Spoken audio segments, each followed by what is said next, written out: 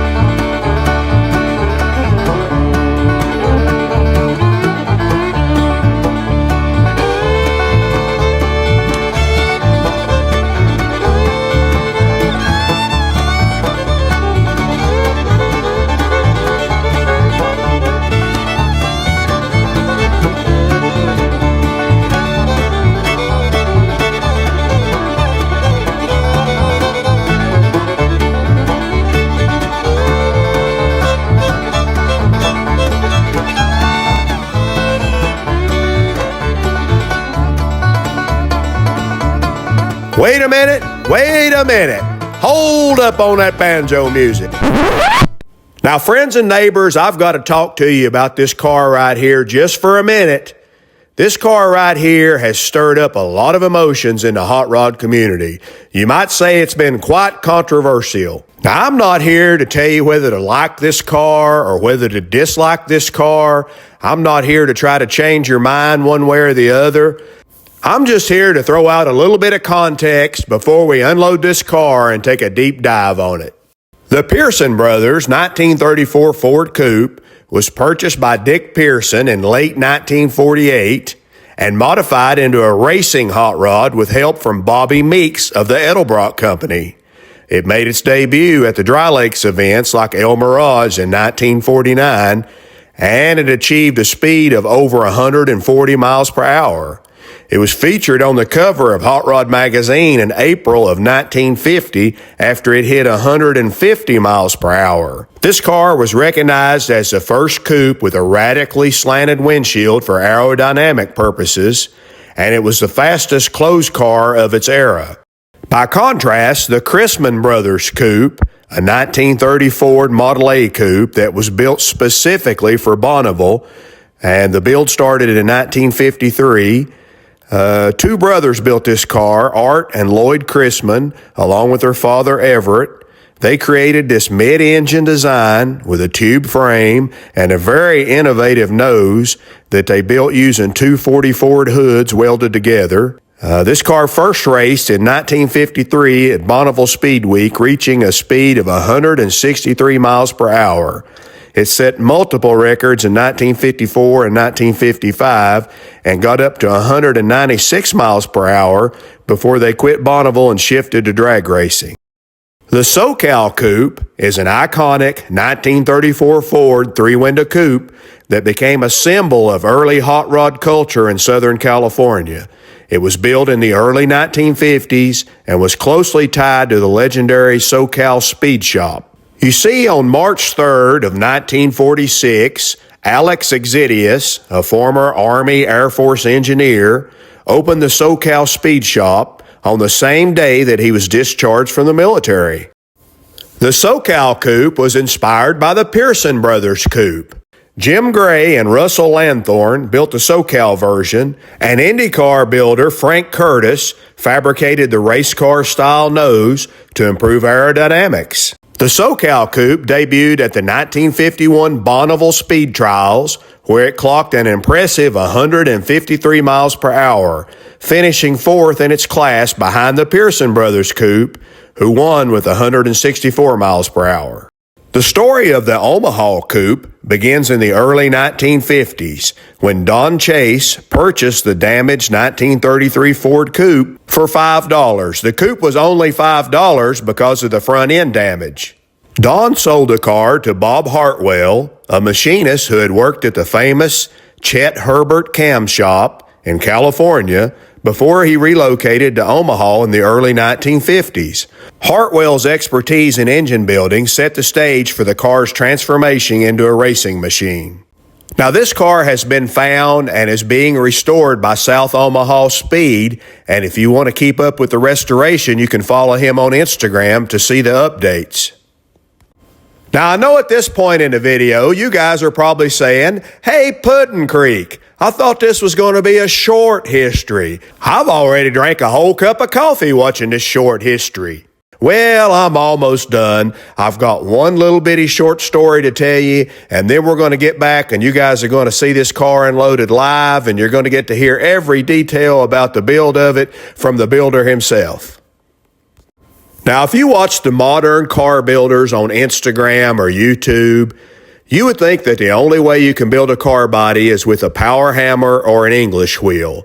But a lot of times the old guys, the old builders, they didn't have either one of those. They would beat out a panel on a stump, or they would bend a panel around a pipe to get a radius. And if they needed a compound radius or a compound curve, a lot of times what they would do is just go out into the junkyard and look for that radius that they need on some kind of a junk car and cut the radius out of that car hood or top or trunk and then take it back and weld it into their build. That was a common building method. Last night I went to sleep in Detroit City. Yeah, I know you guys didn't tune in to hear me serenade you, but this next story is based out of Detroit City. You see, in the late 40s and early 50s in Detroit, there was a guy named Jimmy Jones who made custom fender skirts, but he made custom fender skirts like no fender skirts you've ever seen. His fender skirts were in high demand because he would make them to fit any style car. It didn't matter what the car was, and he made them with a lot of bubble and a lot of flare and a lot of rainbow, and we'll get into what rainbow is here in a second. Now, Jimmy, he didn't use a power hammer or an English wheel. As a matter of fact, Jimmy wasn't even a body man or a car builder. Jimmy was a blacksmith. That's right. And the reason Jimmy's fender skirts look like nobody else's fender skirts is because of the bubble and the rainbow.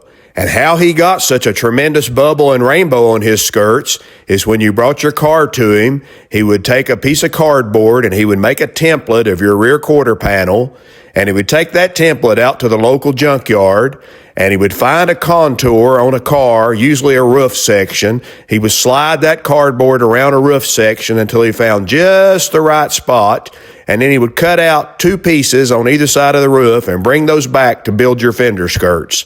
Now, when he brought them back, he had a bed of hot coals out in the back behind his shop. You remember, he was a blacksmith. And if the fender skirts needed a little tweaking, he would heat them up on that bed of coals and tweak them a little bit. But most of his shape and his contour and his compound curves, he was cutting directly out of cars. Now, you guys all know what the bubble is on a fender skirt. I don't have to explain that. But Jimmy had his own term for the bottom part of the fender skirt. He called that part the rainbow. And he made that part intentionally shaped like a rainbow to make the car look lower in the back. As a matter of fact, in some extreme cases, he made the rainbow so big that it came down below the white wall and almost scraped the ground, even if your car wasn't lowered. And the weird thing is, Jimmy charged you by the linear inch of the rainbow. So the price of your fender skirts was based on how much rainbow. He'd measure that out and calculate the price. Usually a set of fender skirts from Jimmy cost about $110 in that range. And that's back when a guy was making about $40 a week. So they were not cheap fender skirts. All right, that's enough of a history lesson for today. Mr. Banjo Man, fire that banjo back up and let's get this hot rod unloaded.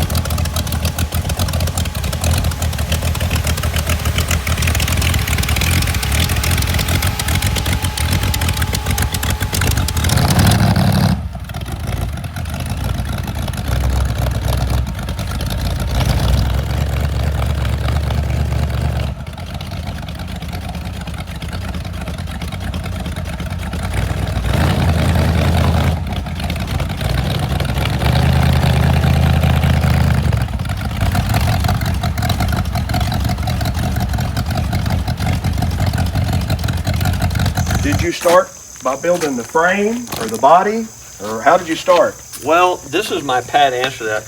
I started with a bad idea. All right. And I kept adding to it till I was done, and I right. just didn't quit. Now, I started out with a paper sketch that I'd made that was kind of what I envisioned a hot rod should look like from all my years. Of course, you can see, a little bit of Speed Star styling around the front end of it. Right. And, Alway's influence there is undeniable. And I drew this thing up, and I started collecting pieces and parts for it. I collected a front and rear axle off of 41 Ford, and I collected some sheet metal. I collected a cowl section, kind of a derelict cowl section. It was so bad we couldn't use it on a car, and I had it left over and up in my attic of parts. And so I pulled that cowl section down, and I just marked it, narrowed it 10 inches, tacked it back together. I thought, that's pretty cool looking. Okay.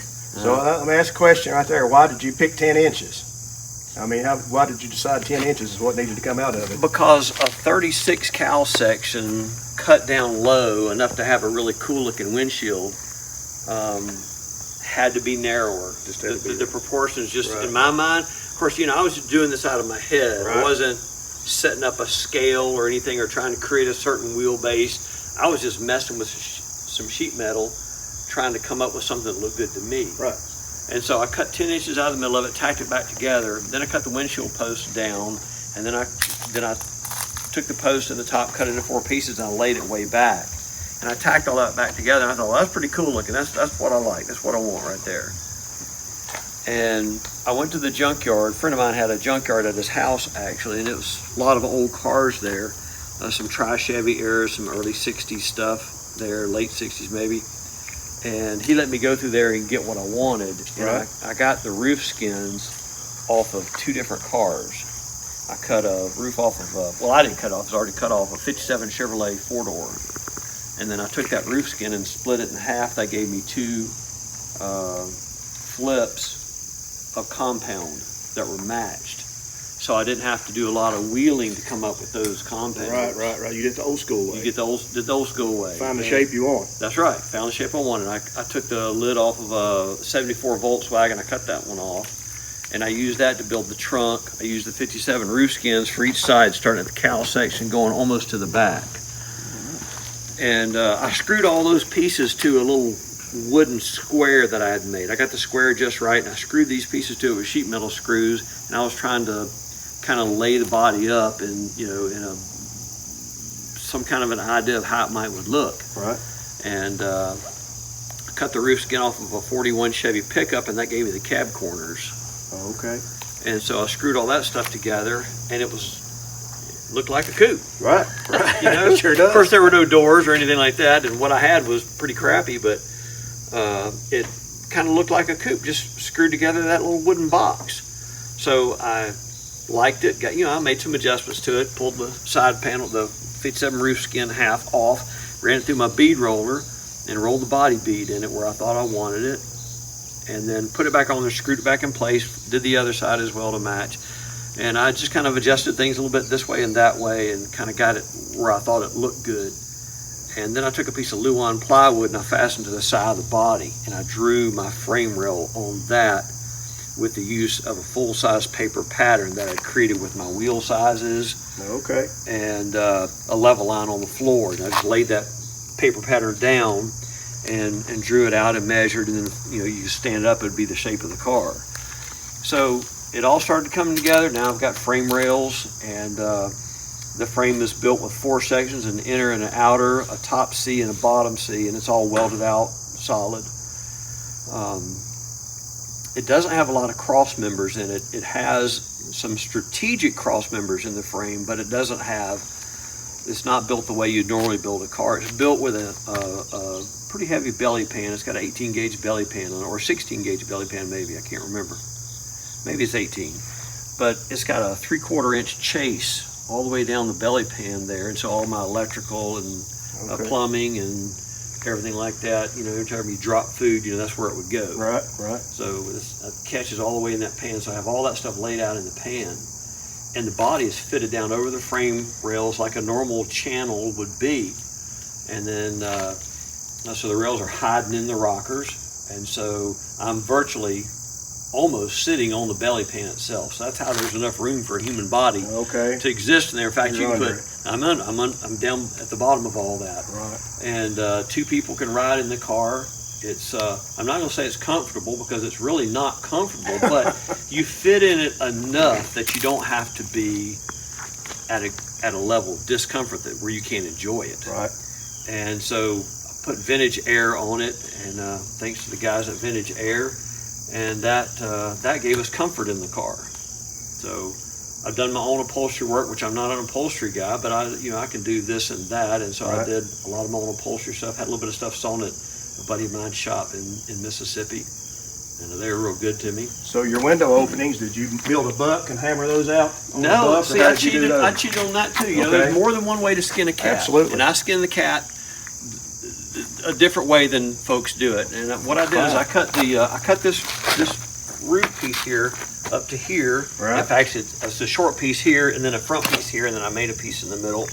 But I got that off of a 41 Chevy pickup truck. So I've cut the doors right there and there off the same pickup truck. Right. So that gave me a close fit for all of this. Okay. I had to work it some, but it gave me a close fit. But all of this was welded together. This is one unit of a car body here, and I had to come back and lay a template on the side and score it, flip it, put it on the other side and score that. And that became my edge of my door and my gap. And so I cut both of those out. I cut the edge of the door and I cut the width of the gap I wanted.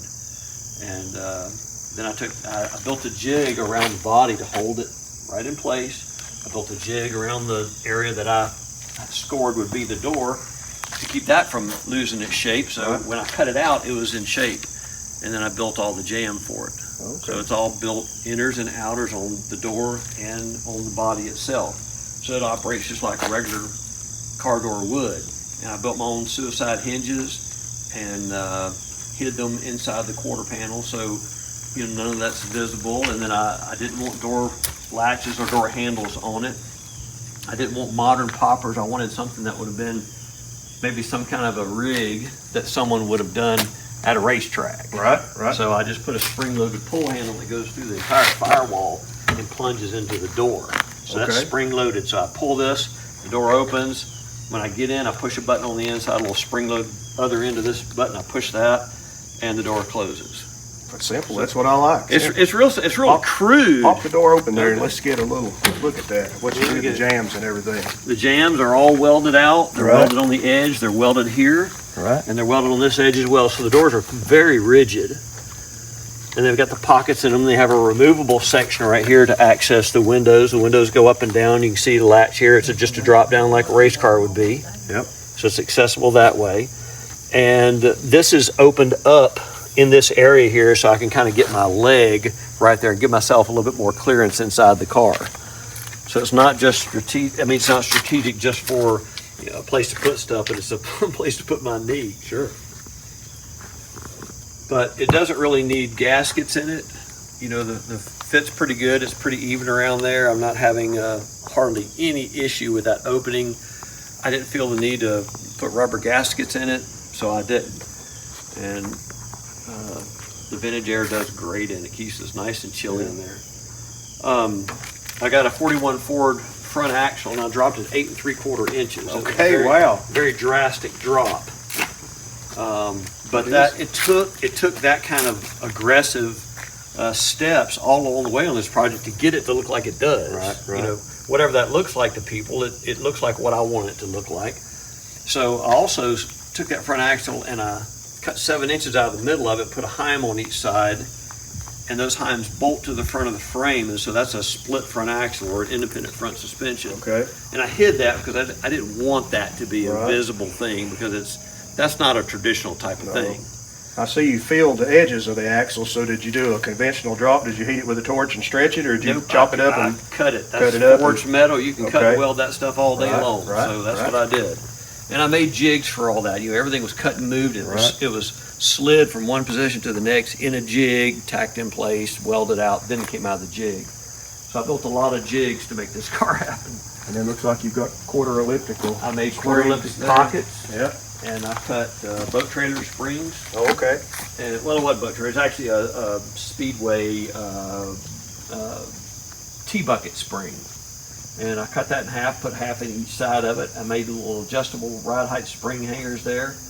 And I made the little friction shocks on there to keep it under control. Oh, okay. Yeah, I see here now. Yep. Okay. Yeah. And those were an afterthought. I had to put those on after I was done with the car because I would hit a bump and you'd see my tires start to do that. So I had to get that under control. So I added friction shocks to it. And I needed to make them look like they weren't added. Right. Well, that's a good idea. I like that. Now, these wheels look extra skinny to me. Is that an optical illusion? Or have No, you, sir. That's the chopped misery of my life. Okay. There's probably more work in those two front wheels than the rest of the whole car. Oh, okay. They were a nightmare. But they're 2-inch by 16-inch Ford wheels now. Okay. And they run true, they do really well, and they gave me the proportions and the stance that I really wanted. And So you cut the centers out and then split the halves and sectioned them and welded the centers they're back made in? out of 5 pieces actually, so 5 there's pieces. a lot going on there. It wasn't just a split and a removal, it was splits in 3 different places of just the rim itself. Really? So I had to build a jig and put the rim in the jig to hold on to it to keep it from going anywhere. So it was an exceptionally rigid jig, and I forced that wheel to stay in place. Right. You know, I had to force it. Well, they So look good. They've got a mean look to them, that skinny. Thank you. They're welded in and out, ground in and out. They're finished in and out. You know, I went all the way with them, but it took a lot of work. I got to stack this tall of wheels that I wasted in the process of trying to figure out how to make that happen and really work. That's good. The motorcycle tires, I'm assuming? Motorcycle tires from Coker, they're 325 16s, double-sided white walls, and so I had to run double-sided white walls on the back. Those are 616s on the back. They look super tall on the car. They're what you run on an average, let's say a 30, 35, 36 Ford size tire, but it looks exceptionally large on a small car. Now, these are just stock width, 44 Stock width wheels in rims. the I back? didn't do anything to them but clean them and paint them. I didn't have to straighten them. They were good wheels. So what about this back section here? How did you form all this? Man, I just got my hammer out. The hard way. I did it the hard way. I just started beating on stuff. And, Great. you know, I didn't stop till I got done. Yeah. And once I got done beating on it, you know, I welded that piece on too. Tacked it in place, made sure I was happy with it, and made sure everything was square. And the deck lid was the same way. I made a little framework for it, covered it with a VW roof skin, welded all the way around it. And I bought a set of hinges for the deck lid, small hinges. I was able to work those in. They worked really good. 37 Ford tail lights, they're full size. I handmade the tag to go on it. I mean, you couldn't put a full-size tag on a shrunken car. No. So I had to have a tag that looked the part. So I tried to make kind of a crappy-looking tag, you know, that looked authentic, but it's brand new. Right. Cool. So HRW built me a quick change to go in there. I used 47 Ford axle halves. I bought the 41 axle and took it all apart. Actually, I built it as a stock axle originally because I could never afford the quick change. Right. And my money tree had given up the ghost. I understand that, yeah. So I went with what I could, and I built the stock 36 or 41 Ford rear end for it. And I came along the way and found a sponsor for the car. I wouldn't say a donor, but a loaner. Right, okay. And someone wanted to get involved in it and loan me some money to do it. There's a big difference in a donor and a loaner. Yeah, I'm still paying that one back right now. That's a huge difference. So I sent the 2 rear end halves to HRW, and they made sure they were straight, and they put all the Mustang size axles in there and got rid of all the things that potentially go wrong with those early rear ends, put the quick change center in it, and really happy about that. That was like a huge opportunity that I was able to take and make on that. So that's in there. So the rear leaf, how'd you come up with a shorty rear leaf spring? I bought one from Speedway, I think, or okay. somebody. Just I bought front, it from, like a front spring probably, or no, something? it's a rear spring. I bought it from somebody online. I don't know who it was, but it might have been Speedway because I did buy a few things from Speedway. Right. And it was probably that spring. But I went through a few springs to get everything to work out just right back here. Oh, I'm sure. Yeah. It was everything was problematic. You can't call to order anything for a shrunken car. What's the transmission? That's a 1967 Camaro. It's the right one. It's the good one. Oh, okay. And we took the back section off of it, so it's an automatic. I mean, it's automatic, but it's a manually shifted transmission. So it's got all the right.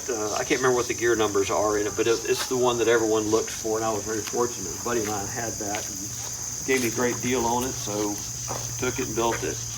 Got the 8-ball low car shifter in it. There's something unique going on here that's under, we're talking about the rear end and the transmission. That rear end is set up like an early Ford would be set up, with the cross leaf and the radius rods going to the drive shaft. Right. Well, the drive shaft on here is only about a little less than 3 feet long. And so it comes up to about this point in the car. Right. And it anchors at that point to the frame. And it's anchored on a hinge, so it can work back and forth. It's a Heim. It's a large Heim. And at that point, it goes to an open drive shaft. Okay. So it's got a short open drive shaft in, about the size you'd put in a T-bucket. So it's got an open drive shaft and a closed drive shaft. And a closed drive shaft, Okay, right. that's I tell very people unique. it's transsexual. All right. All right. So that's the first one at our shop. So it's got 2 drive shafts in it, but that's what it took to use that early style stuff back there and get into an open drive shaft for this transmission.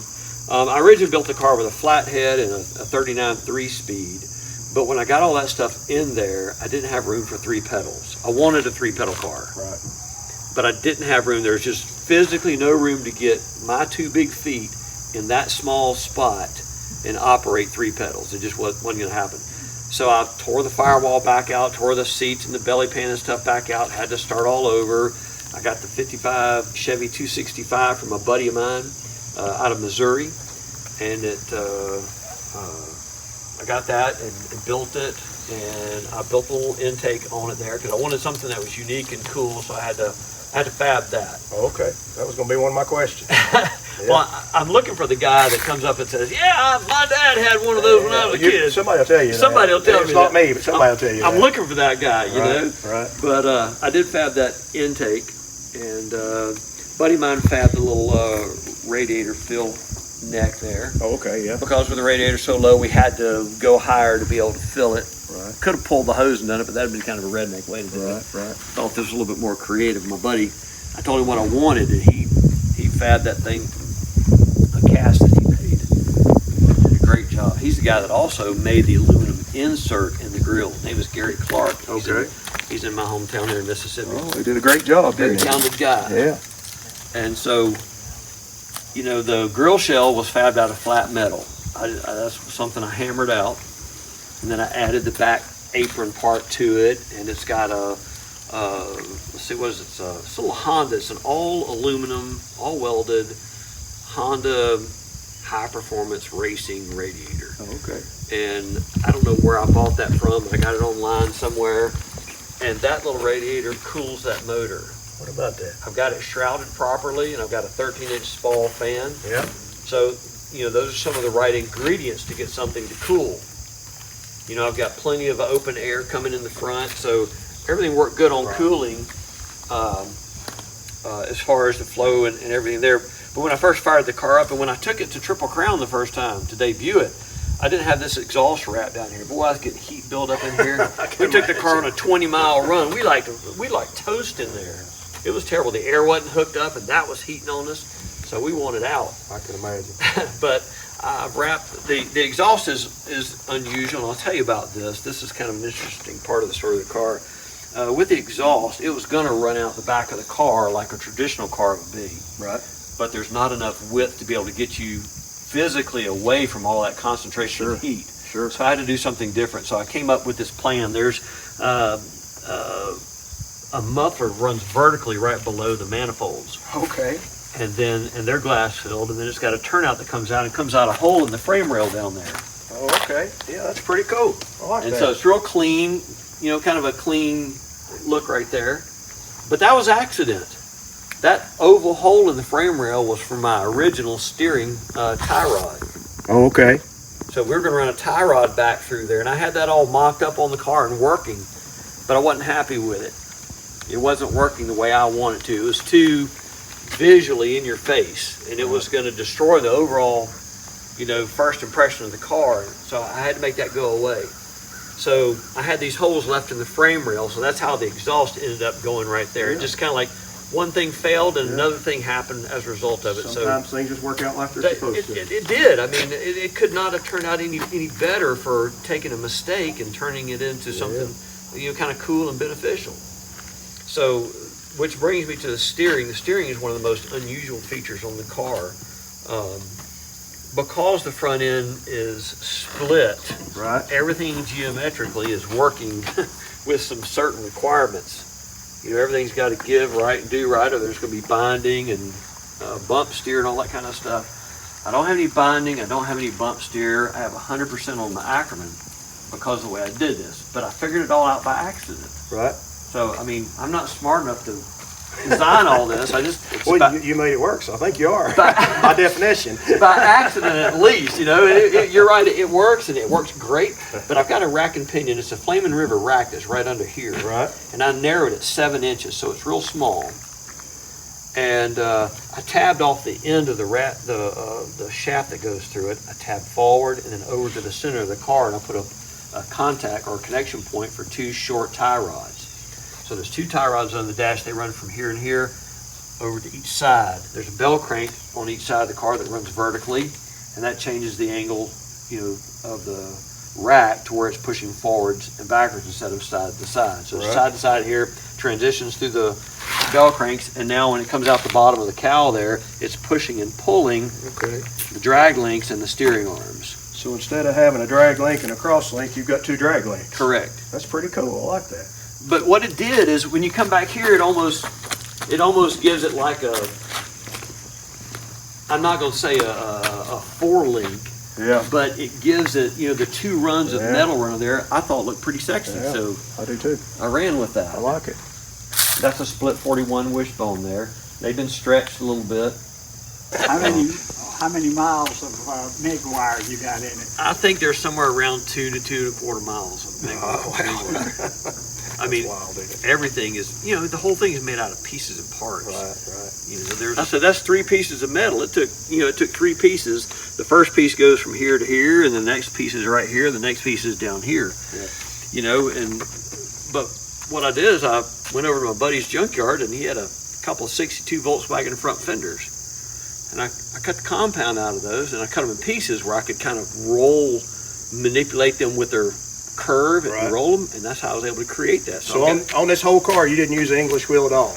Barely in. Oh, okay. Barely in. All right. So the point is, anybody can make something like this. Oh, yeah. You don't have to have tools and equipment and you do have to have a lot of money. There was a guy. Still low for that. You probably know this, but there was a guy in the 50s up north that was making fender skirts that way. He would go to the junkyard and pick a certain top off a car, and he could get a set of bubble fender skirts off of a top. His name was Jimmy. Can't remember his last name, Jimmy something, but he was famous for that. And his skirts are super collectible right now. If you can find them, and you can prove they're his. But that's what he would do. Just go to the junkyard, and he knew which top which had the good curve in it for a set of skirts, and he'd cut the top off the car or the deck lid or whatever he was using, and come back and make a set of bubble skirts and sell them. And he made like 100 sets, or I don't know the number, but he made a limited amount of sets. And if you can find a set of them now, they're worth a lot of money. Oh wow! You notice there's a few signatures on that dash. Yeah, there is, isn't there? Yep. What about that? Got Posey on there, I see. Yep. He kind of double inked his, so he's He wants his to stand out. He wanted to be seen right there. I can see that. He seems to have that personality. He was a really cool guy. I had fun talking to him. He shared information with me. He was very kind and helpful. He seemed like a good guy. I don't know if you can see this right here at the very top. That's my favorite one. Can you read that one right there? Oh, Gene Winfield. Gene Winfield. That one's shaky. Is that when he was not doing great? Or? Here's what we think. He signed that on Saturday night at the end of the Grand National Roadster Show, the 75th, when I took it out there. Right. He signed it on Saturday night. He was sick, and I think that he went into the hospital the next day. So the real probable truth is this was the last car he signed because he never recovered. What about that?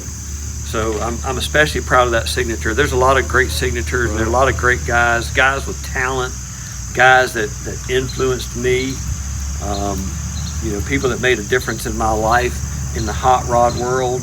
Their names are on there, and you've made a difference in my life. I don't know that comment you made, that comment was so perfect, because it's like, is this thing like too stupid extreme, or is it just super cool?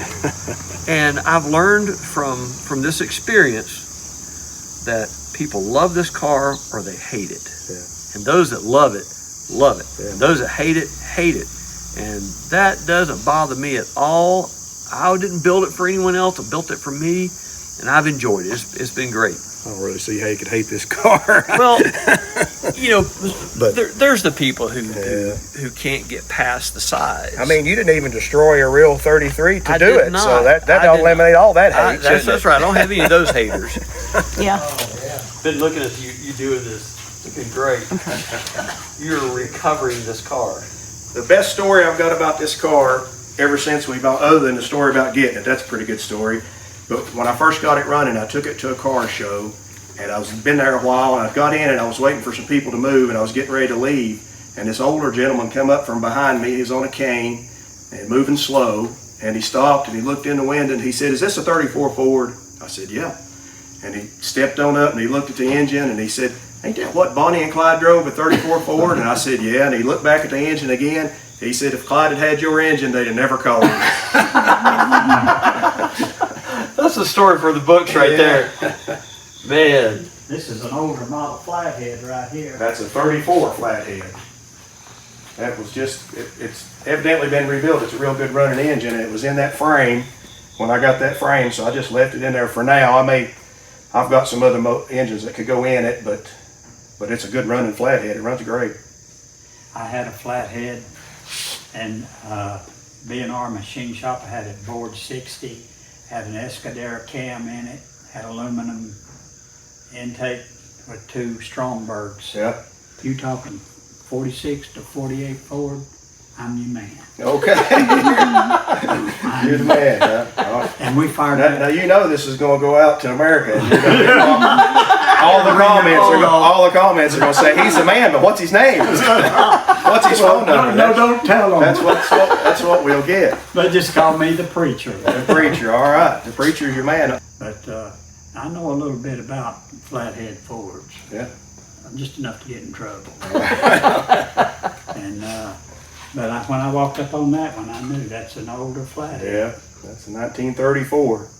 Are those about 85 horse? 85 horsepower, that's what it is. It's a monster. My preference on flatheads, my dad was he run a body shop, and he was also a mechanic. And what we found out about flathead Fords, and always beware of this, I'll tell you young men,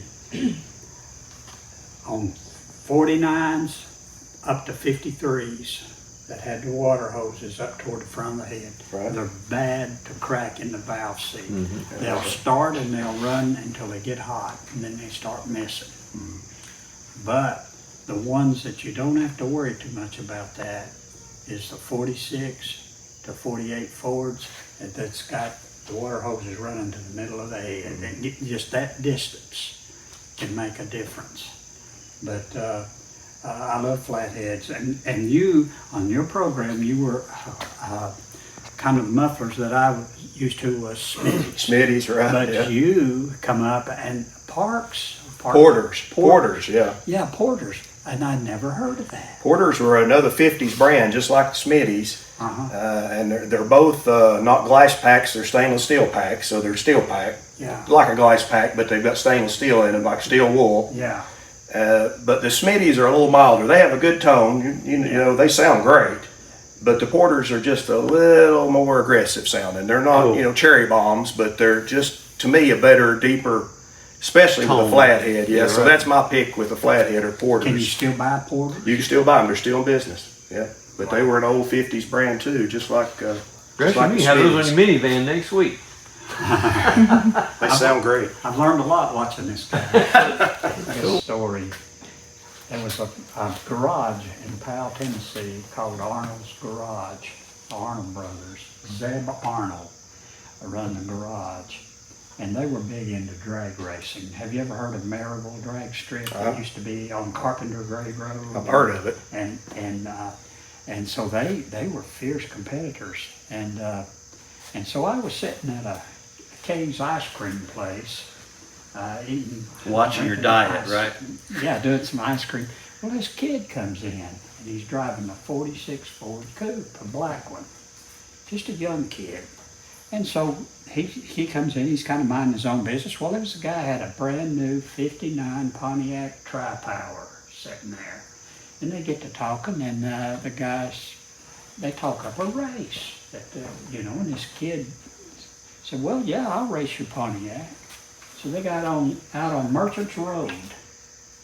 And I'm going to tell you, that kid in that 46 Ford cleaned that 59 Pontiac. When he took off, the quarter panels on that Ford was giving it this. So we get back to Kay's ice cream. He's got him a little chain around his hood where he's had it locked down. So we talked him into, well, what you got in there? What do you got? So he says, well, I'll show you. And he unlocked it, raised the hood, and he had a Buick nail head in it with 3 deuces. And he was a parts cleaning kid at Arnold's Garage, and those boys helped him Get going. But, Kay's ice cream drag racing. That's a pretty good story. I like that. It really is. I like that. He hadn't told me that story. He's been holding out on me. That's good. He's saving it for us. But didn't have anything on it. It was just the bare block.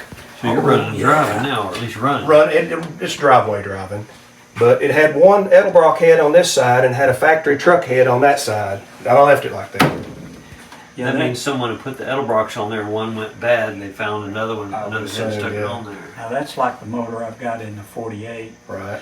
And boy, I learned a lesson about these spark plug wires. And these will light up your world, buddy. Yeah, they'll wake you up. And they will. This one had this old corroded chrome cover on it when I got it. And of course, the voltage regulator was shot, so I put a new one on it from Napa, but I put the old corroded chrome cover back on and just left it. That's just like it was when I found it. Perfect. And it had this old 1950s 6-volt electric fuel pump on it. And I switched it to 12 volt. I completely rewired the whole car. But I kind of restored this and I bypassed it. So now the fuel just runs through it, but it still got that's the way it was when I found it. It had this old 6-volt fuel pump on it. I like your approach. I like how you made that happen. This car here I bought in 1988. I was dating a girl and I went to see her, and her dad was a construction guy. He built some duplex apartments, and somebody wanted to trade him some money and a whole bunch of cars for one of those duplex apartments he's just built. And so he got this was in the 80s, a brand new IROC Z, which was 80s stuff, Anyway, I pulled up in the front yard, and this thing's sitting out in the front yard, and my eyes got as big as saucers, so I talked him out of it. But I've had this one since 1988. This is a 33 Chevrolet Coupe. Painted Porsche Indian Red, which was the hot color back in the 80s. Yep. That was the color to have.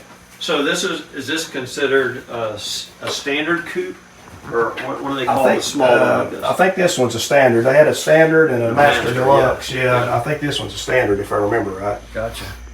Somebody had started building this car. It was about like you see it. I've done some work to it, but not much.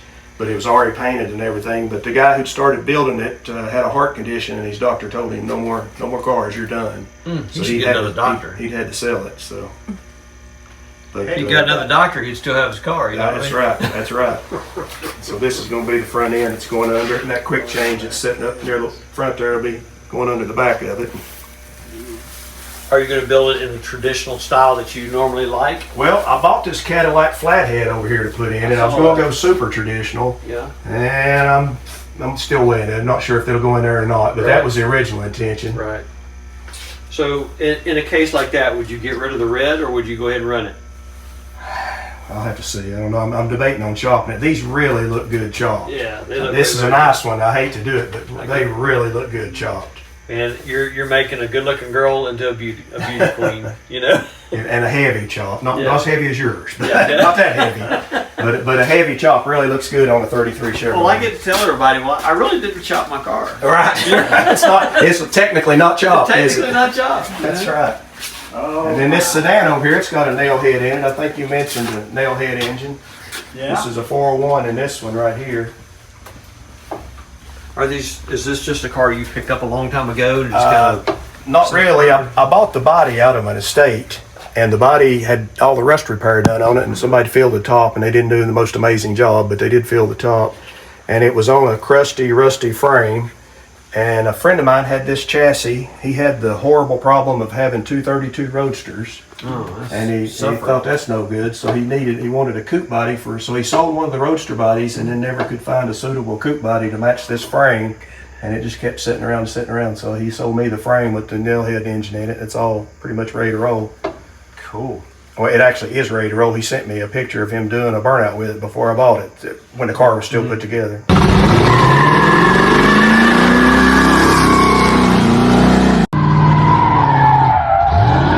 Was it 56 or 57? Somewhere in there, I'll be honest with you, I don't know. You'd probably know better than I would. It's a 401. Those were good motors. Yeah. They were good motors. I'm anxious to see See what how that one will do. Valve cover sitting straight up and down. They call that a nail head. Looks like it's got 2 4s on it. Yep. That Cadillac engine over there is what I intended to put in that car, but that's really a heavy engine, so I don't know. I've got a 283 that would be cool in that car also. But this 346 Cadillac was the intention. I was going to make it really traditional. Now, what year is that Cadillac motor? It would have been late 40s. Okay. That particular one came out of Cadillac limousine, probably a Hearst in all reality, but it was the same one that was in the passenger cars. It's not any different. I was around one of these that was in a 34 Cadillac. Okay. I built all the wood in the 34 Cadillac. Right. It was just kind of like this metal shell that was doing this, and I had to build it backwards and fasten it in, and it had a motor that looked a lot like that. Well, It had a these- cross flow or something type of.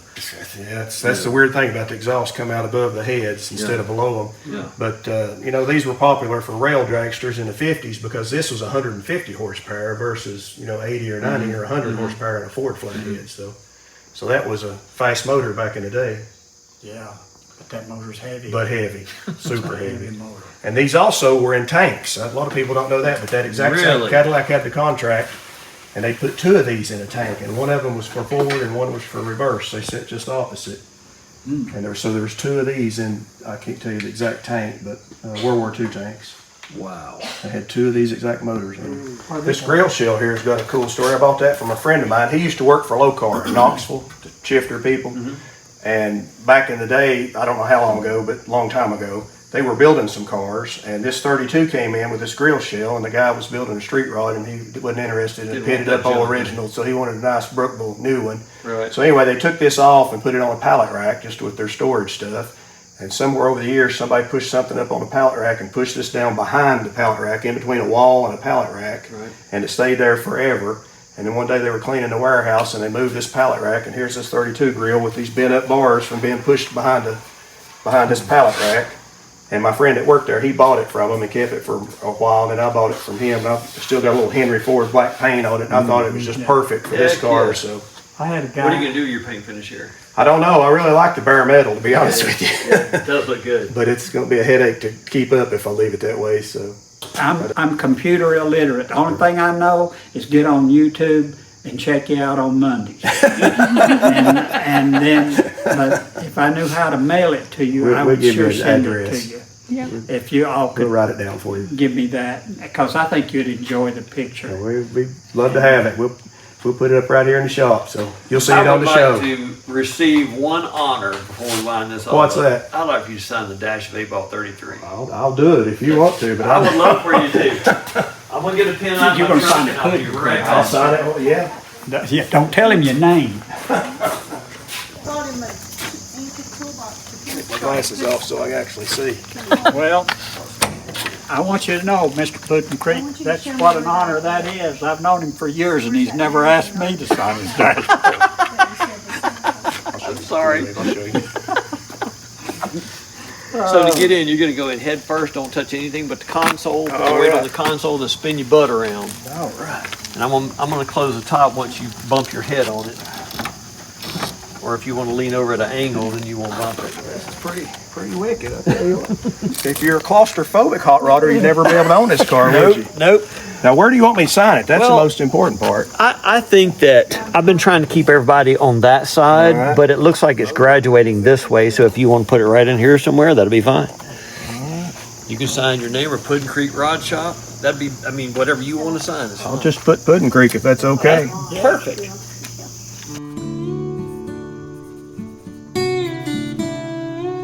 Right.